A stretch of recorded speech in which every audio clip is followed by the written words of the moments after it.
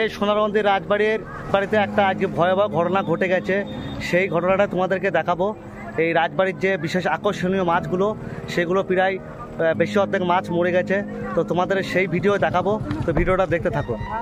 সোনারন্দি রাজবাড়ি দেখতে আসা পর্যটকদের আকর্ষণীয় সেই সোনার নস্যি পড়া মাছগুলো আপনারা দেখতে পাচ্ছেন। সোনারন্দি রাজবাড়ির পুকুরের যে মাছ, সেগুলো এখন আস্তে আস্তে সব মরতে চলেছে। কী জন্য মরতে চলেছে আমরা সেটা জানি না।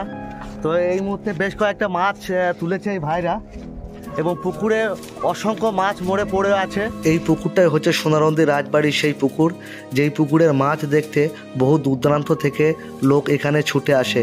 আর সেই মাছ আজ হঠাৎই কিভাবে যেন অনেকগুলোই মাছ মারা গিয়েছে। তারা হয়তো সকলেই জানেন সোনারন্দি রাজবাড়ির পুকুরের মাছ কেউ ধরে না বা খায় না। আর গ্রামবাসী তথা আমরা কোনোদিনই এভাবে এই পুকুরের মাছ মরতে দেখিনি। খবরটা সালা থানার বড়বাবুর কাছে পৌঁছাতেই ছুটে এলেন সেই পুকুরের কাছে, এবং তিনি মৎস্য বিশেষজ্ঞকে ফোন করে ডাকলেন।